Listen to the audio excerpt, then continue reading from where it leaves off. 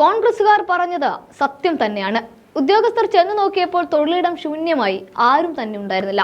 എവിടെ പോയി എല്ലാവരും എന്ന് ചോദിക്കാൻ പോലും ഒരുത്തനെയും അവിടെ കണ്ടില്ല. എന്നാലോ ഫോട്ടോ സഹിതമുള്ള ആപ്പിൽ എല്ലാവരും ജോലിക്കെത്തിയതായി ഹാജറുകൾ തെളിഞ്ഞു കാണുന്നുമുണ്ട്.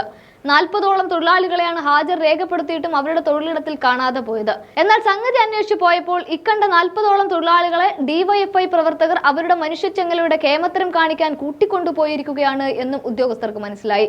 പാവപ്പെട്ട സ്ത്രീകൾ ഒരുപക്ഷെ ഭീഷണിക്ക് വഴങ്ങിയാവും മനുഷ്യച്ചെങ്ങലയിലേക്ക് കൈകൾ ചേർത്ത് കണ്ണി തീർക്കാനായി പോയത്.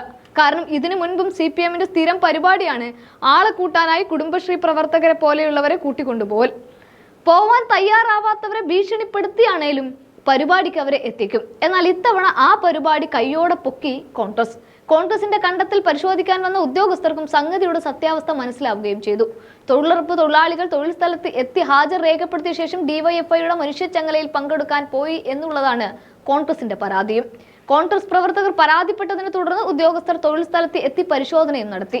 പള്ളിക്കൽ ഗ്രാമപഞ്ചായത്തിലെ 20-ാം വാർഡിലെ പപ്പാടിക്കുന്ന് വടക്കേച്ചെരുവ്, മന്ദിരംമുക്ക് വടക്കേച്ചെരുവ്, ചേപ്പാട്ട് വയൽ എന്നീ 3 തൊഴിലുറപ്പ് പണിയിടങ്ങളിൽ നിന്ന് 40ഓളം തൊഴിലാളികളെ CPM പ്രവർത്തകർ മനുഷ്യച്ചെങ്ങലയിൽ പങ്കെടുക്കാനായി കൊണ്ടുപോയേക്കുവാണ്.